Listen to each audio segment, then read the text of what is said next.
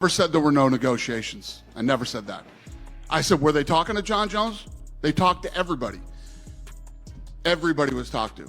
Not one word of what I said was not true about the whole Jon Jones thing. And how many times have I sat up here and said, he's not fighting at the White House?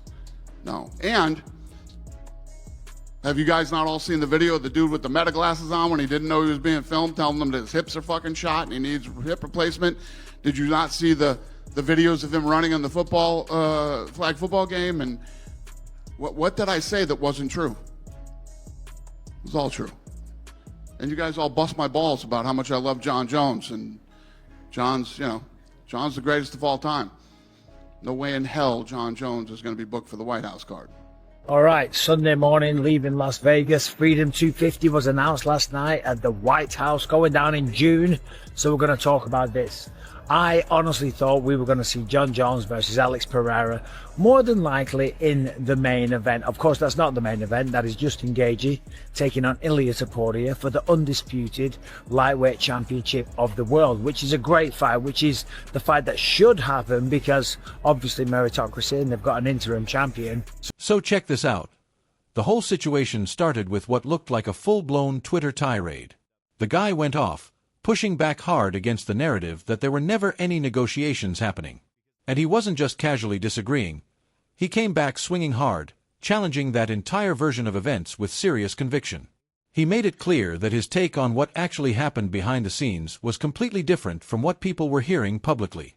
But then things got even stranger, because shortly after all that, those tweets suddenly disappeared. Stopped Max Holloway, didn't put him to sleep per se, but certainly a TKO. So that wouldn't have made sense anyway.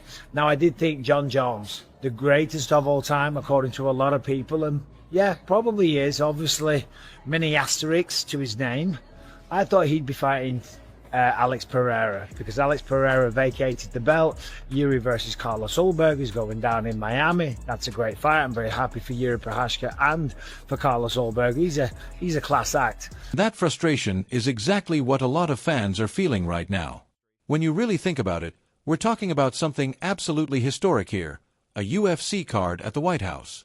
An event on that level naturally creates one massive expectation. You bring the biggest superstar possible to headline it. For most fans, that name is obvious. Jon Jones.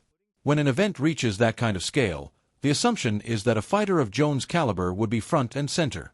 But instead, the situation is being framed as a merit-based decision, protecting rankings and the competitive structure of the sport. Sure, from a pure sporting standpoint, that argument makes sense. But at the same time, it's easy to see why so many people feel like something huge is being missed here. Because despite all the controversies and asterisks attached to his career, many people still consider Jon Jones the greatest fighter of all time. And that's why the anticipation around a potential clash with Alex Pereira was absolutely massive. Fans across the MMA world had been talking about it constantly. The excitement for that fight was building everywhere. So when that matchup ended up completely absent from an event of this magnitude, the reaction from fans was immediate. For a lot of people, it felt like a massive missed opportunity. And what makes it even more confusing is that other high-profile fights are reportedly being scheduled for completely different events. That only deepens the mystery surrounding the decisions being made behind the scenes. And we're going to talk about this matchup. So Cyril Gane versus Gane, pardon me. Cyril Gane versus, I've got to adjust my contact lens because sometimes everything goes a bit blurry and I can't see shit. There we go. Yeah, so Cyril Gane versus Alex Pereira, two great strikers, and I'll say this, it's a better fight than Jon Jones versus Alex Pereira, and I'll explain why, right? Of course. And then another explosive debate entered the conversation. Some people are now claiming that a different matchup might actually be better, that Alex Pereira facing Francis Ngannou could deliver a more exciting fight than Pereira versus Jon Jones. That's not just a casual opinion. That's a bold statement that challenges the very idea of what fans usually call a super fight.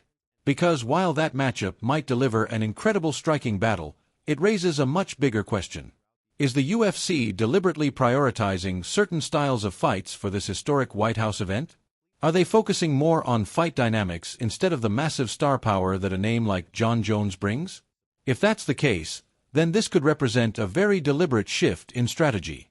And if that's true, it's a decision that's guaranteed to spark debate across the entire MMA world. Star power, legendary names, resumes. Yeah, that's what Jon Jones brings. Also what Alex Pereira brings, to be fair. But I've said this a million times, so this won't be a shock. There would have been a really good chance that Jon Jones would have just taken down Alex Pereira. Pardon me, it's early. I've only had a few hours sleep. But yeah, Jones would have probably taken down Pereira. Wouldn't have been easy, right? Magomed Ankalaev has tried to do that. Other people have tried to do that. Jan Blachowicz tried to do that. But this is Jon Jones we're talking about. Look at what he did to Cyril Gane. Remember, in the first round. Now this is a statement that's genuinely potent and explosive. The kind of take that would absolutely ignite a fierce, passionate debate with someone like Joe Rogan, who lives and breathes these matchup discussions. The claim that Pereira versus Gane is actually a better fight than Jones versus Pereira, that's not just throwing out a casual opinion, that's making a bold declaration that challenges some fundamental assumptions. While you can absolutely make the argument that the current matchup that's been put together might promise a pure striking clinic, an absolute technical showcase of the highest level stand-up fighting you can witness in mixed martial arts, it undeniably challenges the very definition and essence of what we typically mean when we use the term super fight, which is something that Rogan has championed and advocated for throughout his entire commentary career. So you have to ask yourself, is the UFC actively, deliberately prioritizing a certain specific type of fight, a particular style of matchup for this White House event, and doing so at the expense of the undeniable drawing power and the massive narrative weight that a name like Jon Jones inherently brings with him wherever he goes? The whole situation suggests there's a very deliberate choice being made here, and it's potentially a controversial one, a conscious decision to move away from booking the absolute biggest names available, the guys with the most star power and mainstream recognition.